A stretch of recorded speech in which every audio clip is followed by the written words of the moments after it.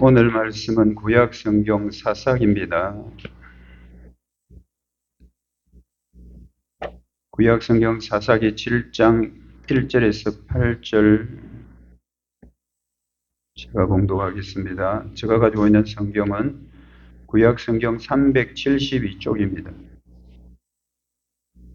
372쪽 사사기 7장 1절에서 8절까지 제가 봉독하겠습니다. 하나님의 말씀 들으십시오. 여룻바알이라 하는 기드온과 그를 따르는 모든 백성이 일찍이 일어나 하롯셈 곁에 진을 쳤고 미디안의 진영은 그들의 북쪽이요 모레산 앞 골짜기에 있었더라. 여호와께서 기드온에게 이르시되 너를 따르는 백성이 너무 많은즉 내가 그들의 손에 미디안 사람을 넘겨주지 아니하리니 이는 이스라엘이 나를 거슬러 스스로 자랑하기를 내 손이 나를 구원하였다 할까 함이니라. 이제 너는 백성의 귀에 외쳐 이르기를 누구든지 두려워 떠는 자는 길라산을 떠나 돌아가라 하라.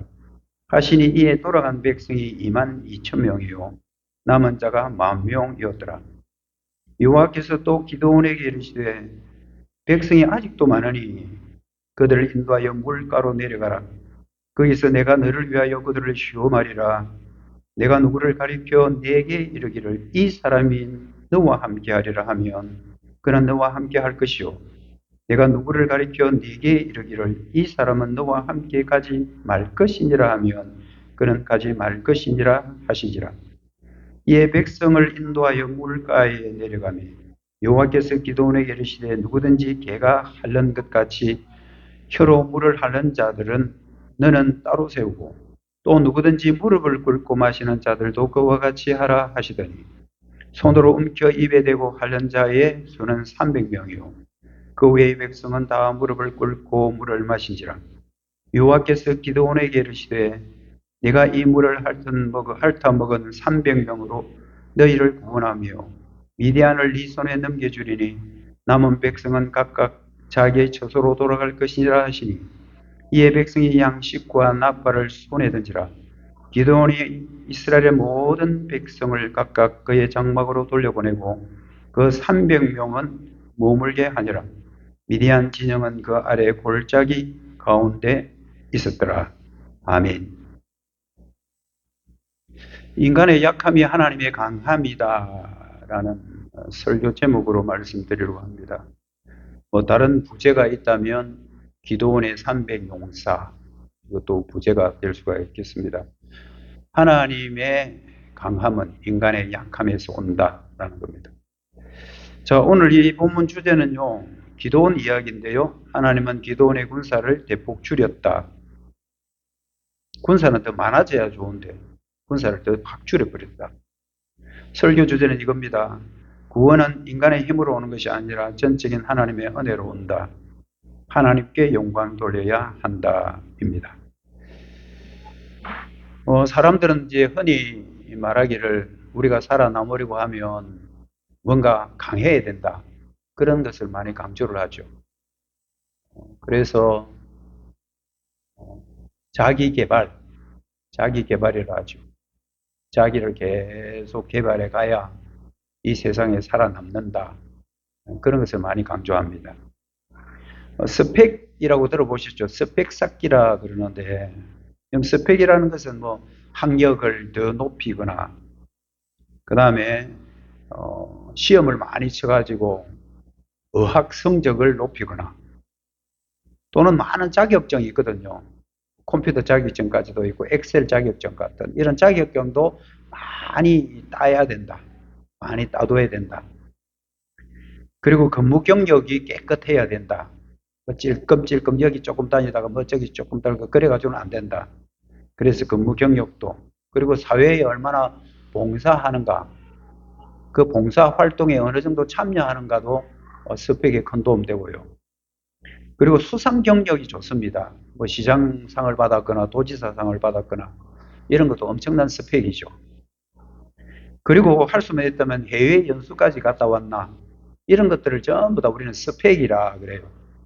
그래서 이런 것들을 자꾸 많이 쌓아 놓으면 이 세상에서 살아남는다. 이것이 세상을 살아가는 사람들의 가치관입니다.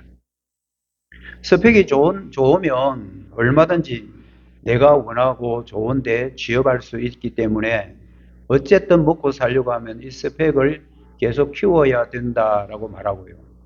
요즘 제일 잘 팔리는 책들이 자기 개발서라 그래요. 어떻게 하면 자기를 개발할 수 있는가? 뭐 인품, 뭐 인격, 뭐 이런 것도 포함되지만 주로 이 스펙입니다. 어떻게 하면 자격증을 딸 수 있을까? 어떻게 하면 또뭐 공부를 잘할 수 있을까? 이런 것들을 많이 강조하는 책들이 많이 나온다고 그럽니다. 이렇게 사람들은 누구든지 힘을 가지려고 하죠. 스펙도 쌓아야 되고 힘도 가져야 되고. 그것이 자신을 지탱할 수 있는 힘이라고 착각합니다. 착각이라고 했습니다. 이게 틀린 말은 아니지만 그것이 우리를 지탱해주는 힘이 되느냐? 그럴 수 없다입니다. 여러분, 오늘 본문은 사사 기도원 시대의 사건입니다. 여러분, 사사시대가 어떤 특징을 갖고 있냐 하면요. 자기 마음대로 하고 싶은 대로 하는 게 사사시대예요. 인간의 소견대로 행하는 시대. 하나님의 말씀을 듣기보다는 그냥 자기 생각, 그리고 자기 경험, 이런 것들로 사는 시대가 사사시대입니다. 그러니까 인간이 자기 마음대로 사는 것을 하나님 별로 기뻐하시지 않죠.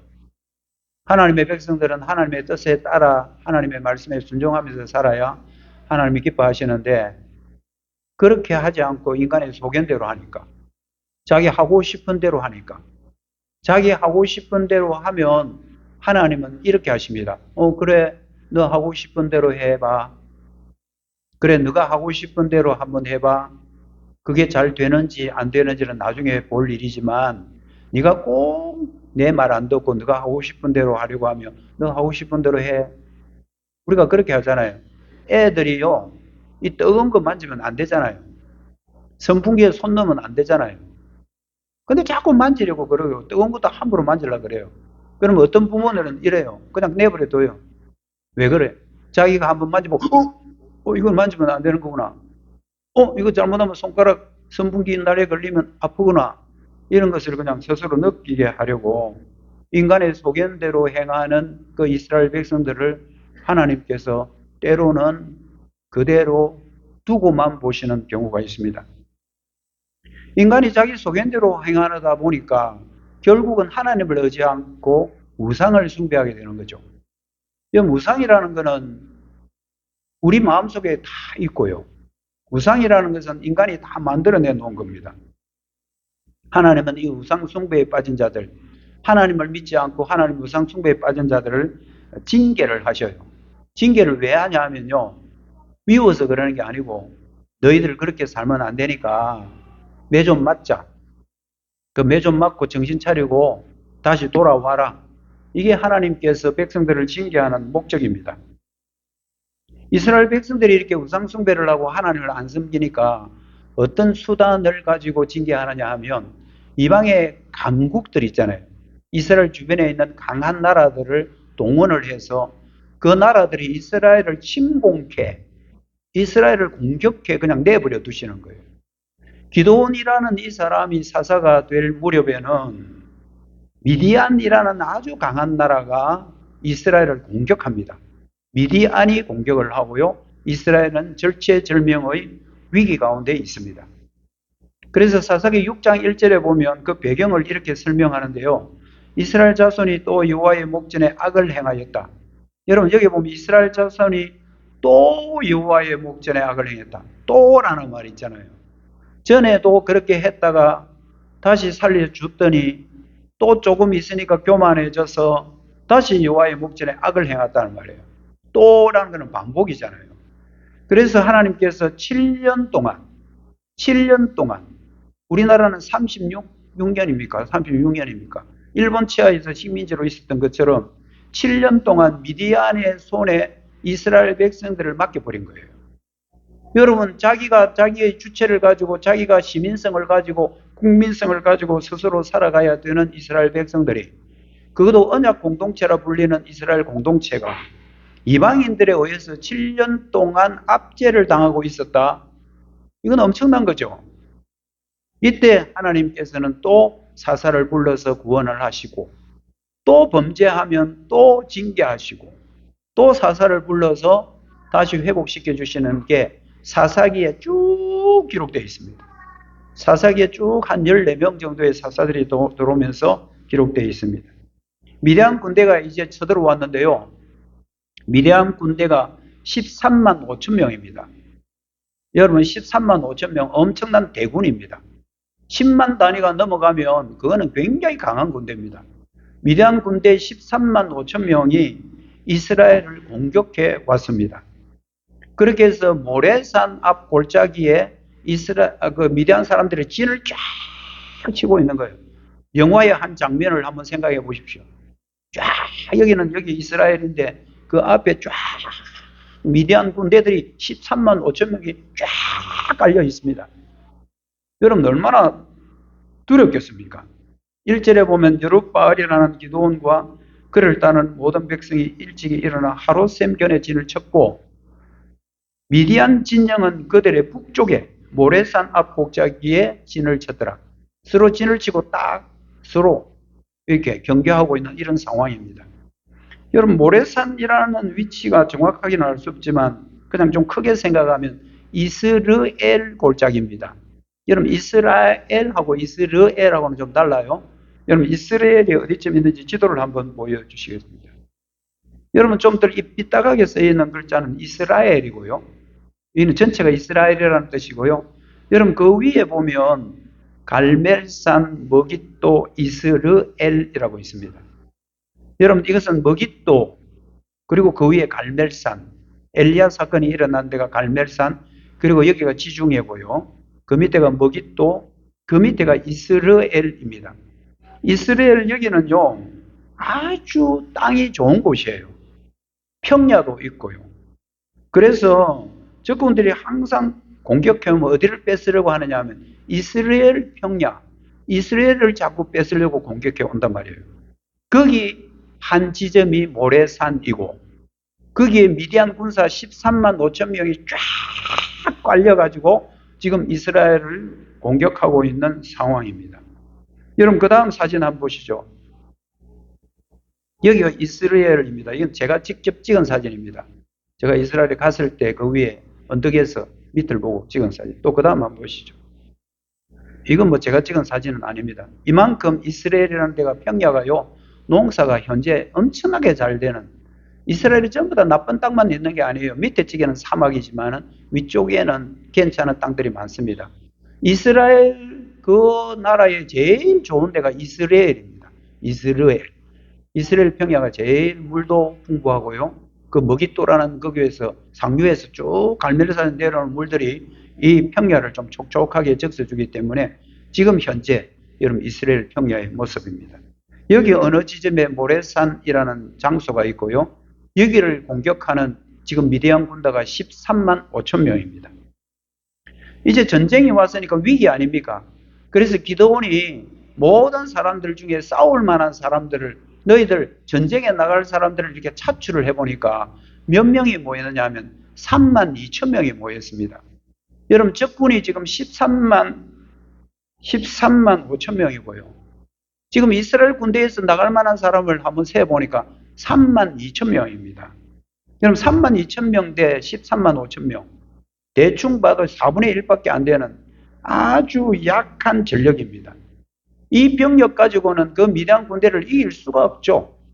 3만 2천 명 가지고 어떻게 13만 2천 명을, 13만 5천 명을 이긴단 말입니까? 그건 안 됩니다. 이런 위기의 상황이 있는데 하나님은 오히려 더 이상한 말씀을 하십니다. 여러분 2절 상반절 한번 보시죠. 여호와께서 기드온에게 이르시되 너를 따르는 백성이 너무 많다. 그럼 3만 2천 명인데 너를 따르는 사람들이 너무 많다. 그렇게 많으면 내가 미디안 사람들과 이기게 해줄 수가 없어 이래요. 이게 도대체 무슨 말입니까? 3만 2천 명밖에 안 되면 하나님이 야, 너 그 적은 군사를 가지고 어떻게 13만 5천 명을 이길 수 있어? 군대 더 모집해, 더 차출해, 더 모아. 이렇게 해야 되는데 우리 생각에는 하나님은 뭐라고 그러냐면 야, 그거 너무 많다. 3만 2천 명 너무 많아. 3만 2천 명 가지고 오히려 너희들은 미디안한테 오히려 3만 2천 명 그런 많은 군사 같으면 너희들을 이기게 해줄 수가 없어. 이래요. 이해됩니까? 우리가 여러분 그냥 산수로 따져봐도 말이 안 됩니다. 지금 이스라엘 군대는 25%밖에 안 되는 군대잖아요. 그런데도 하나님이 군사가 너무 많아. 그래도 많아. 더 줄여. 더 줄여. 3만 2천 명도 따져보면 4분의 1밖에 안 되는 아주 약한 전력인데 그것 가지고 그냥 산술적으로 계산해도 그 싸움을 이길 수 없는 싸움인데도 불구하고 하나님은 3만 2천 명 너무 많아. 더 줄여. 3절 상반절 보시죠. 이제 너는 백성의 귀에 외쳐 이르기를 누구든지 두려워 떠는 자는 길라산을 떠나 돌아가게 해라. 3만 2천 명 가운데 혹시 전쟁 나가는 게 막 무섭고 두려워하는 사람이 있으면 돌려보내라. 3만 2천 명을 모아놓고 너들 여기서 전쟁 나가기 무서운 사람 있나 하고 손들어 말하는 거지.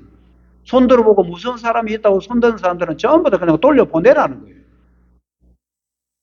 여러분 이렇게 해가지고 3만 2천 명 가운데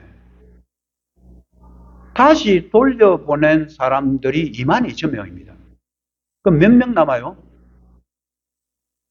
안 됩니까? 10,000명 남아요. 10,000명. 이제 달랑 10,000명 남아요. 3만 2천 명 가운데 우리 전쟁 못하겠어요. 무서워요. 나는 집에 가면 우리 아기가 있고 우리 아내가 있고 내가 가서 농사도 지어야 되고 나 미디안하고 군대 안 싸울 거예요 하는 사람 손들어 봐라고 하니까 3만 2천 명 가운데 2만 2천 명이 손을 들더라는 거예요. 하나님이 뭐라고 그럽니까? 그 전쟁에 무서워 벌벌 떨고 있는 사람은 그냥 다 돌려보내라. 다 돌려보내라. 3절 하반절이죠. 이에 돌아간 백성이 2만 2천 명이 돌아왔고 남은 자가 10,000명 딱 남았습니다. 그럼 3만 2천 명 가운데 10,000명 남았습니다. 그러면 이 10,000명 남은 사람들은 와 용기 빽빽 해가지고 나는 무서움이 없어. 나는 두려움 없어. 나는 겁이 없는 사람이야. 그래서 여러분 10,000명이 남았을까요? 여러분 10,000명 가운데도 무섭고 두려운 사람이 없잖아. 있었을 것입니다. 왜냐하면 이 당시에 지도자인 기드온조차도 두려워했으니까요. 기드온조차도 두려워했습니다. 사사기 7장 10절에 보면 이런 말씀이 나와요. 네가 만일 두려우면 누구 보고 하는 말이에요? 하나님께서 그 당시에 지도자 기드온 보고 하는 말이에요. 기드온 너도 두렵냐? 너도 두려우면 네 혼자 가지 말고 부라라는 이름이 부라예요. 부라라는 부하를 데리고 가라. 그 부라는 아주 용감한 부하였던 것 같습니다. 여러분 기드온도 지금 전쟁을 두려워하고 있는 마당에 남은 10,000명이라고 해서 안 두렵겠습니까? 여러분 전쟁이 났다. 전쟁 안 무서워할 사람이 누가 있겠습니까? 무서운 사람 2만 2천 명을 벌써 주랭랑 다 집으로 돌려보내버리고 10,000명 남았는데도 10,000명을 지도하는 기드온조차도 두려워 떨고 있는 마당에 10,000명이 안 두려웠겠습니까? 10,000명도 두려웠을 것입니다. 그럼에도 불구하고 자기들 안에 의협심 그리고 우리가 이 나라를 지켜야 된다는 그런 마음 때문에 남아 있었겠죠. 10,000명이 달랑 남았는데 여러분 10,000명 가지고 어떻게 13만 5천 명을 싸운단 말입니까? 말도 안 됩니다. 그런데 더 충격적인 일이 또 있습니다. 뭐냐 하면 하나님이 있잖아요. 10,000명을 딱 보더니만 야 10,000명도 많다. 이 도대체 어쩌자는 겁니까? 이 전쟁을 지자는 겁니까? 하나님이 그렇게 말합니다. 야 10,000명 너무 많거든. 더 줄여라. 더 돌려보내라는 거예요.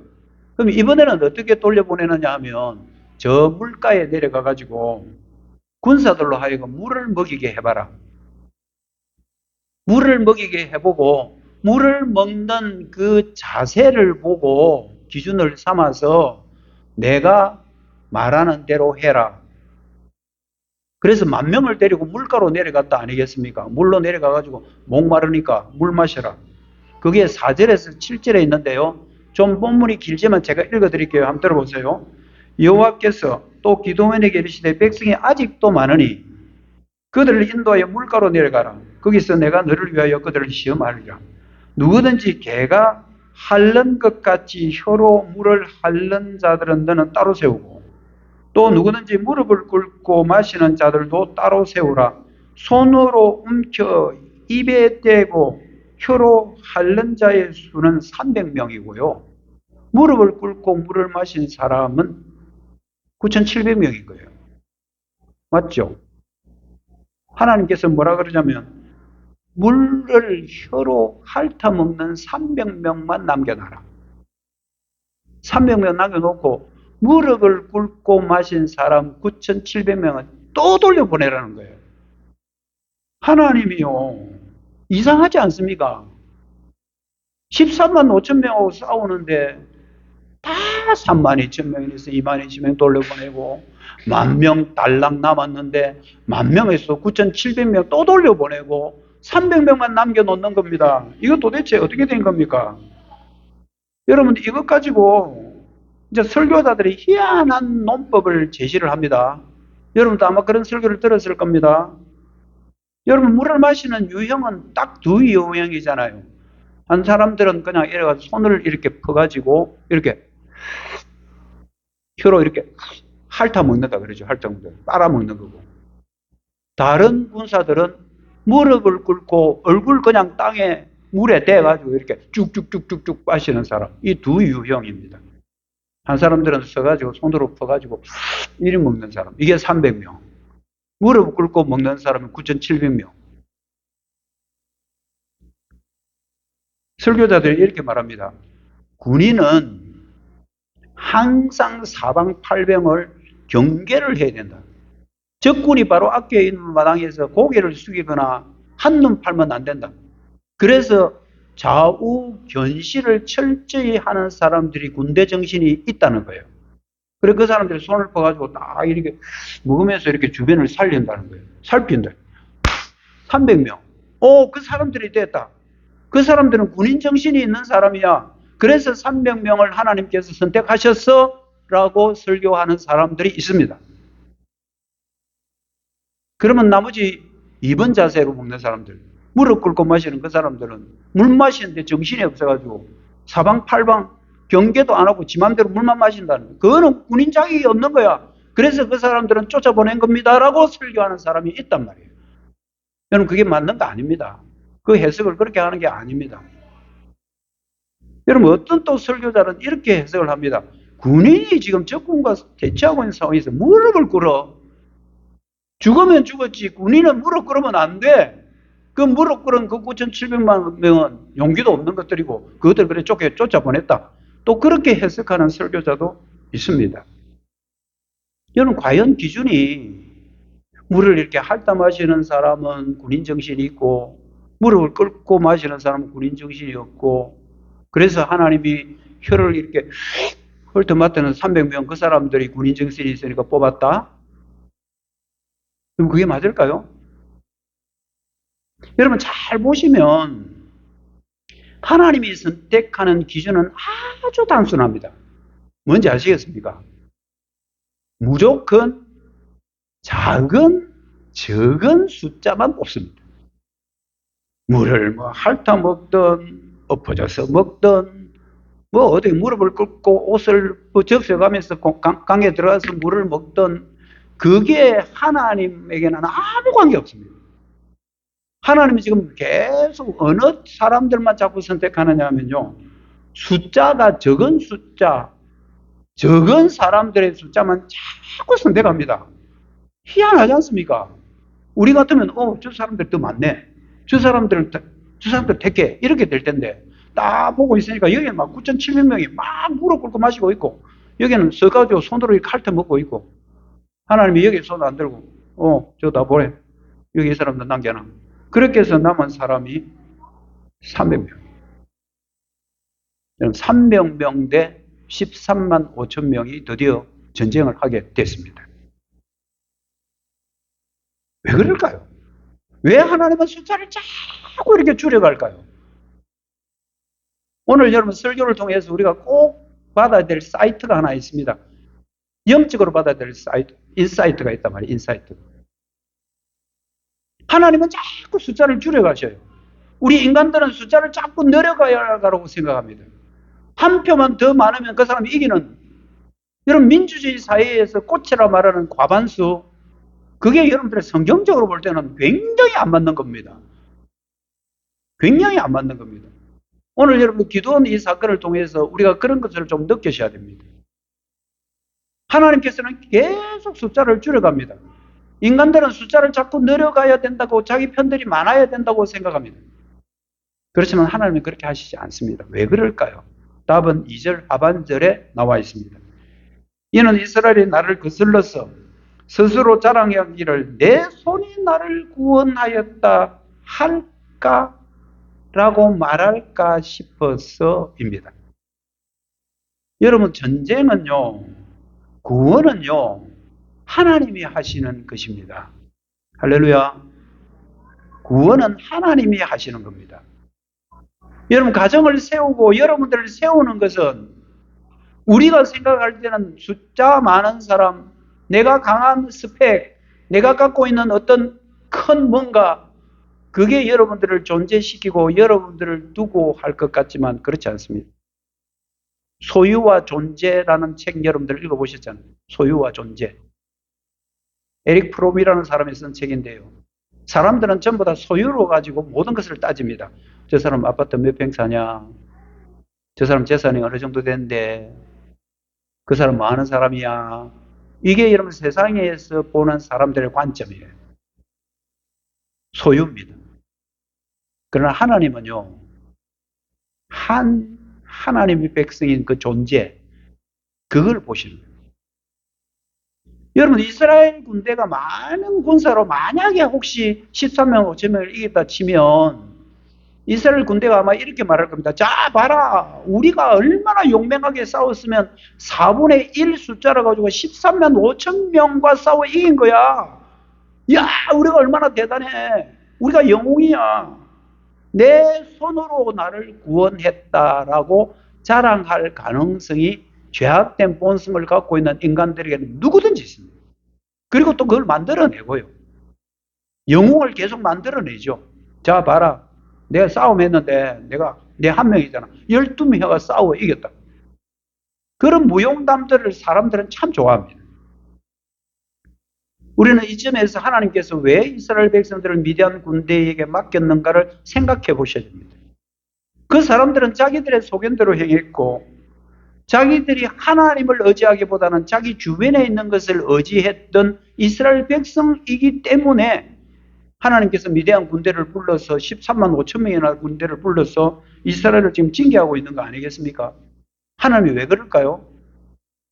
너희들이 힘을 가진다고 되는 게 아니고 너희들이 나를 더 의지해야 돼. 너희들이 나를 더 의지해야 돼. 그래야 너희들이 너희 소견대로 안 살아갈 수 있는 거야 라는 것을 보여주기 위해서, 그것을 보여주기 위해서 하나님께서는 의도적으로 군사들을 계속 줄여나가는 겁니다.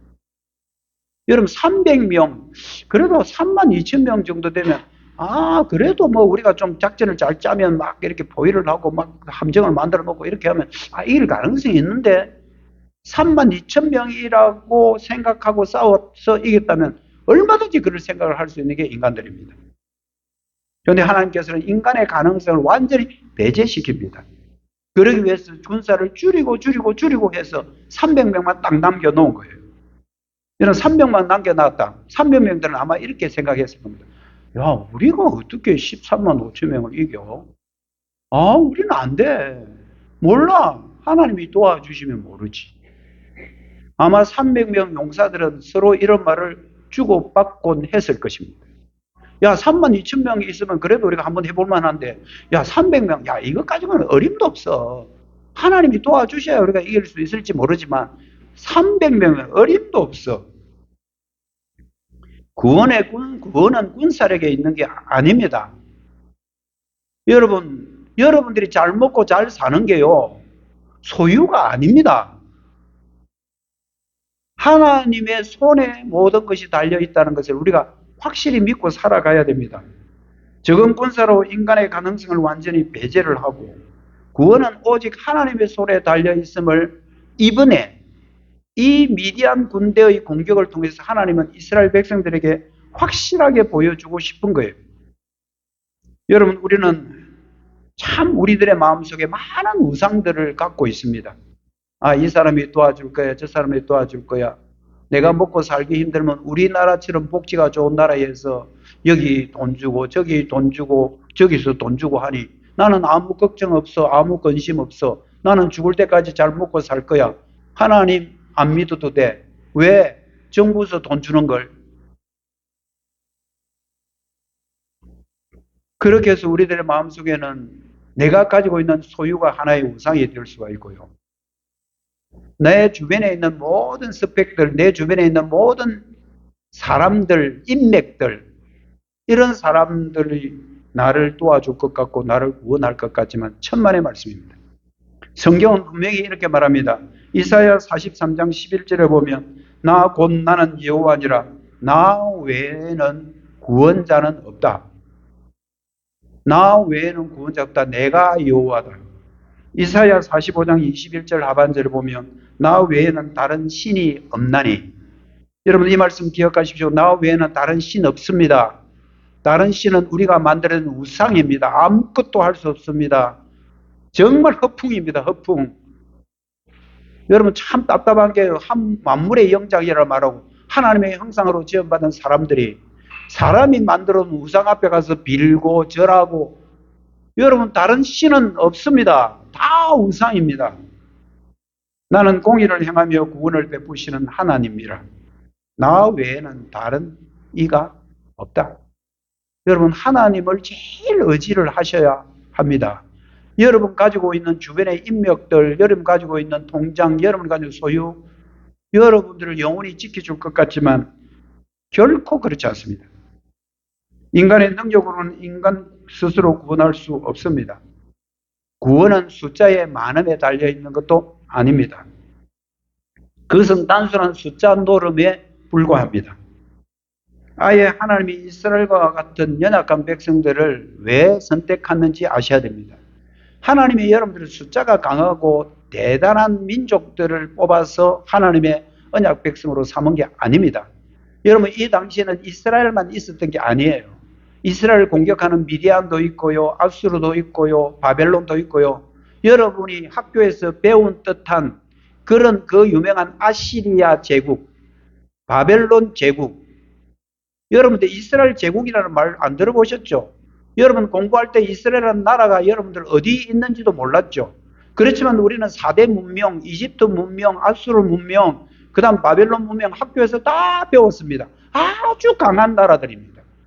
하나님이 그럴듯하게 자기 백성들을 뽑을 때는 그런 민족들을 뽑아야죠. 그런데 이름도 없고 약한 이스라엘을 하나님이 왜 선택하셨을까요? 그거 궁금하지 않습니까? 여러분 일반 역사 한번 공부해 보시면요. 얼마나 강한 나라들이 많았는데 하나님 떡하니 바벨론이라는 나라를 다 선택해가지고 야 내가 이 민족을 내가 일으켰다 이러면 보기도 좋고 사람들도 와 하고 할 거 아니에요. 그런데 하나님이 정말 존재조차 없어 보이는 연약한 이스라엘을 하나님이 왜 택했을까요? 신명기 7장 7절 굉장히 중요한 말씀입니다. 여호와께서 너희를 기뻐하시고 너희를 택하심은 너희가 다른 민족보다 수요가 많기 때문이 아니다. 너희는 오히려 모든 민족 중에 가장 적으니라. 하나님이 작은 숫자, 적은 숫자를 선택하는 이유는 분명합니다. 여러분 사람이 있잖아요. 뭐가 숫자가 많아지고 자기 팀이 많아지면 야 우리는 이제 영원토록 우리는 이 권력과 이 권세를 유지할 수 있어. 우리 주변에 얼마나 똑똑한 스마트한 사람들 많아. 우리는 이 정도의 숫자가 되면 단단해질 거야 라고 착각하는 게 여러분 세상 사람들입니다. 그런데 오히려 하나님은 거꾸로입니다. 하나님은 약한 민족을 택하십니다. 하나님이 약한 사람을 택하기도 하고요. 하나님은 많은 숫자를 가지고 하나님의 구원을 이루는 분이 아니고 하나님은 숫자 노름을 하지 않습니다.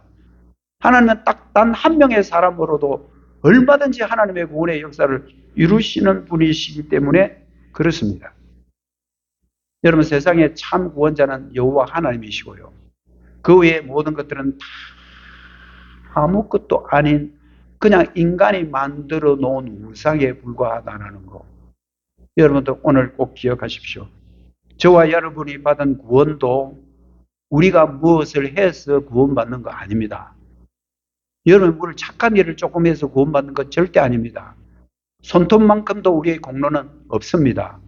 구원은 전적으로 하나님의 은혜로 받는 것입니다. 고린도전서 1장 27절 29절까지 보면 그러나 하나님께서 세상에 미련한 것들을 택하사 하나님이 택해도 꼭 이렇게 미련한 것들을 택한대요. 여러분이 미련 곰탱이라는 말은 아닙니다. 오해는 하지 마시고요. 그런 뜻에서 하는 말 아닙니다. 이건 우리 눈에 보이는 가시적인 그런 미련한 것이 아니에요. 심령이 연약한 자들입니다. 가난한 자고요. 하나님 없으면 안 돼요라는 그 마음을 품고 있는 자들을 가리킵니다. 세상에 미련한 것들을 택하사 지혜 있는 자들을 부끄럽게 하려 하시고 세상에 약한 것들을 택하사 강한 것들을 부끄럽게 하려 하시며 이는 아무 육체도 하나님 앞에서 자랑하지 못하게 하려 하십니다. 여러분, 잘났고 똑똑하고 후대 좋고요. 배운 거 많고 스펙 좋은 사람은 자기가 뭔가를 하나를 성취를 하면 자기가 잘나서 한다고 생각합니다. 그런데요, 다리가 없어요. 팔이 없어요. 그런데 이 사람은 정말 다리, 여러분 두 다리 없고 두 팔 없어. 그럼 그 사람 취급을 받겠습니까? 근데 그 사람은 입에다가 붓을 물고 그림을 그려요. 여러분, 우리 그거 보면 어떤 생각을 하십니까? 와, 참 대단하다. 그 사람이 대단한 게 아니고 하나님이 저런 연약한 사람들을 통해서 저런 재능을 주시는구나라고 우리가 고백하죠. 우리 찬송가 가사에 보면 태어날 때부터 앞이 안 보이는 소경 가사를 쓴 사람이 있습니다. 그 사람은요, 태어날 때부터 안 보이는 사람이에요. 그런데도 얼마나 멋들어진 가사의 노래를 만들어냈는지. 여자가 앞도 안 보이는 태어날 때부터 선천성으로 소경된 사람이 주옥 같은 하나님을 찬송하는 가사를 여러분 써 넣었다고. 여러분, 우리는 그런 사람 보고 뭐라 합니까? 그 사람 대단하다가 아니라고. 그 사람을 그렇게 하게 하신 하나님이 대단하다고 우리가 자랑하지 않습니까? 인간이 모든 것을 갖추고 뭔가를 하면 인간 스스로 자기들을 자랑합니다. 영광도 자기가 다 받아버리죠.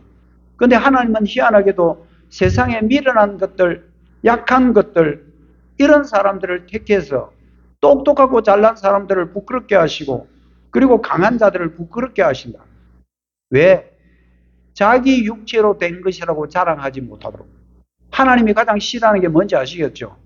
하나님을 의지하지 않고 다른 것 의지해 놓고 뭔가를 이루었을 때 자기 자랑하는 것. 그게 여러분들 하나님이 제일 싫어한다는 것을 우리는 이 문구를 통해서 얼마든지 알 수 있습니다.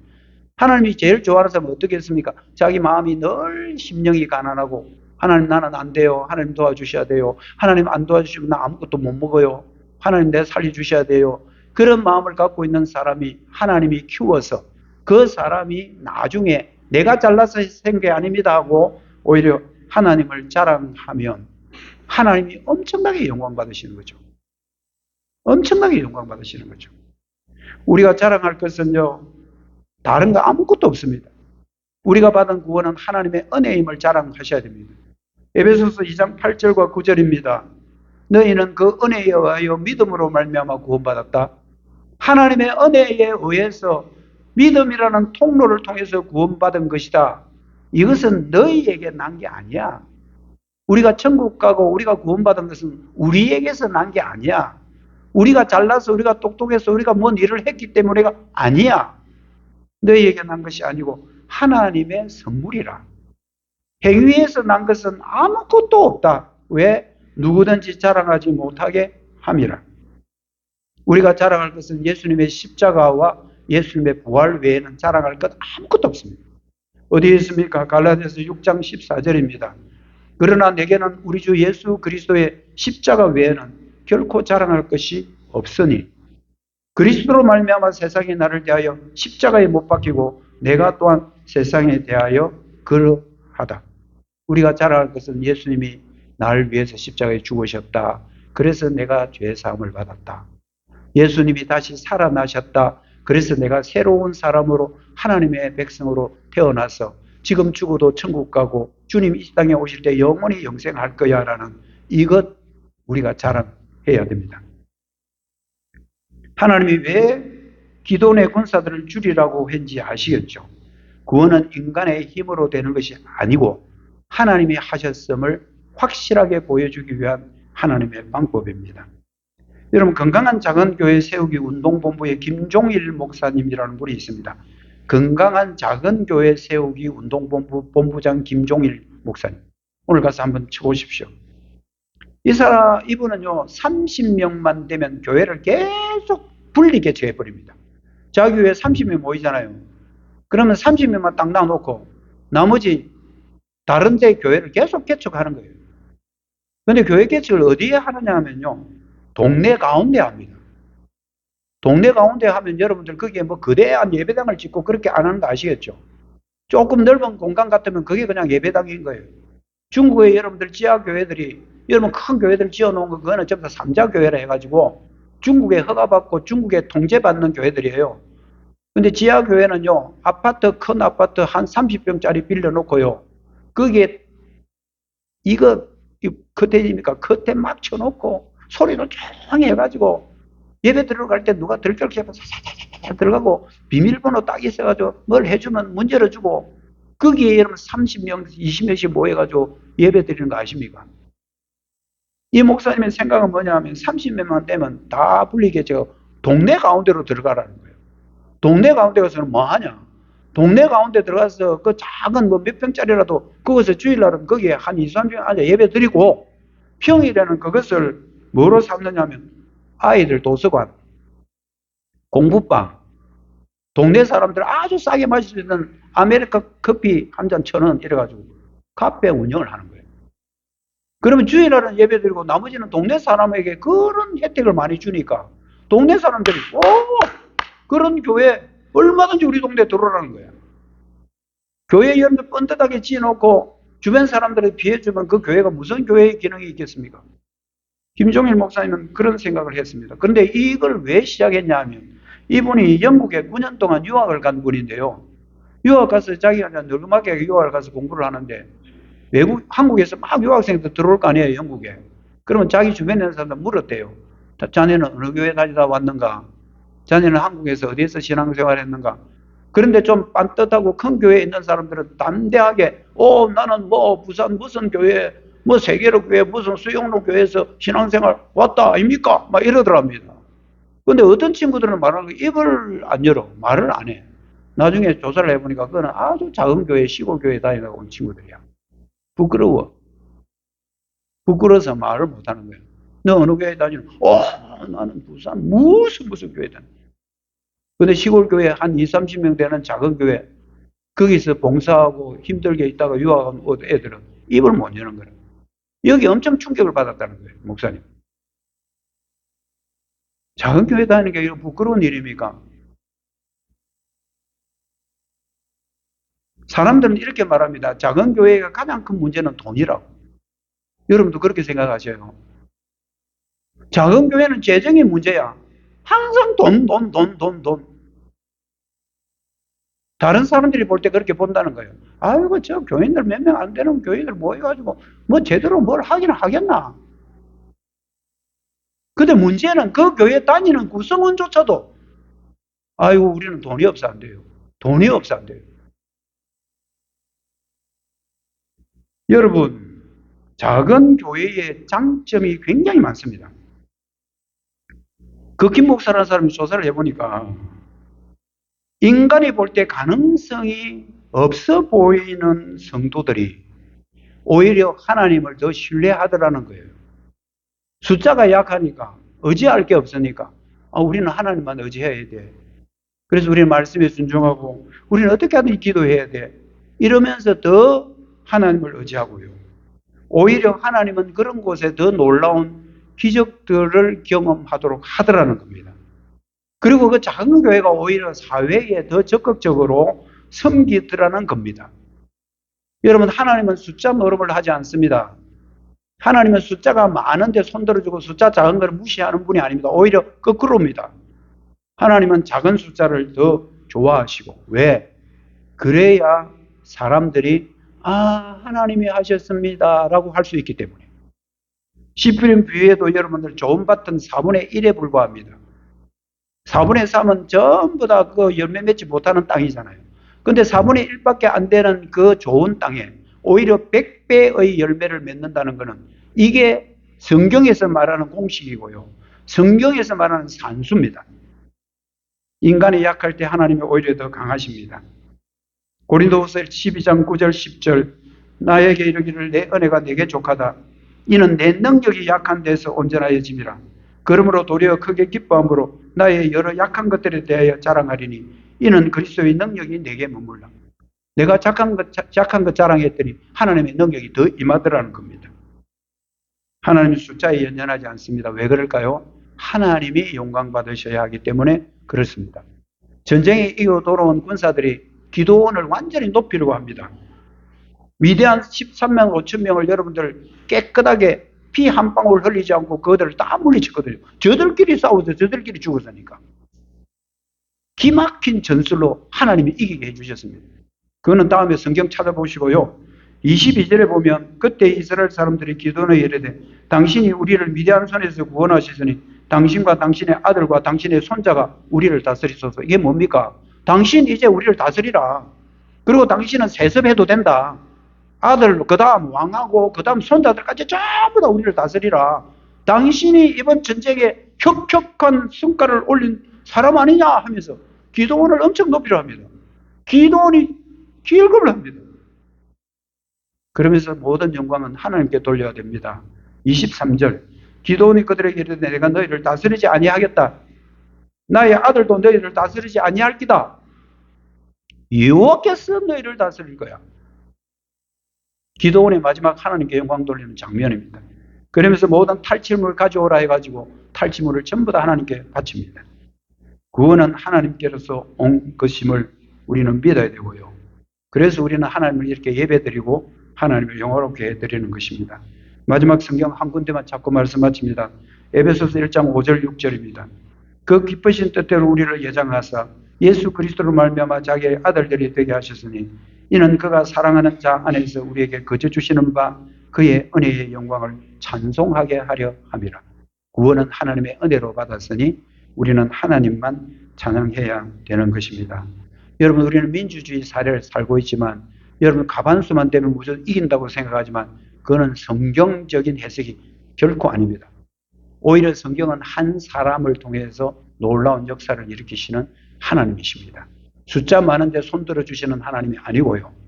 하나님은 작은 숫자라도 아니요 할 수 있는 선교사 한 명의 말로 우리가 일본 국가의 예를 갖추는 것은 우상 숭배입니다. 나는 반대입니다. 선교사 한 분이 반대했습니다. 여러분 결과적으로 누가 이기는 겁니까? 그 한 분이 그 많은 목사 장로들을 선교사 한 분이 이긴 겁니다. 그 사람들은 전부 다 맞습니다. 우리가 일본의 예를 갖춰야 됩니다. 이거는 신사참배가 아닙니다. 일본에 대한 국가에 대한 예입니다. 천만의 말씀. 그게 우상숭배였다는 말을 딱 한 사람의 선교사가 했다는 걸 기억하셔야 됩니다. 하나님의 나라는 적은 숫자에 하나님의 능력이 더 나타난다는 거 여러분들 꼭 기억하시고 여러분 절대 주변에 있는 것을 여러분들의 하나의 우상으로 삼으셔도 안 되지만 그게 여러분들을 지탱할 힘이라고도 생각해서는 안 됩니다. 우리는 살아계신 하나님 그분을 더욱더 의지하고 그분을 더 예배하고 그분께만 영광 돌리고 살아가는 저도 되고 여러분 되기를 주님의 이름으로 축복합니다. 기도하겠습니다. 하나님 감사합니다. 우리를 죄악에서 구원하신 것은 하나님의 전적인 은혜임을 믿고 하나님께 영광과 찬송을 올려드립니다. 우리가 받은 구원이 하나님의 선물인 줄 알고 이 세상 살아갈 때에 하나님을 더욱더 의지하고 살아가는 우리 모두들 되게 하여 주시옵소서. 예수님의 이름으로 기도드립니다. 아멘. 찬송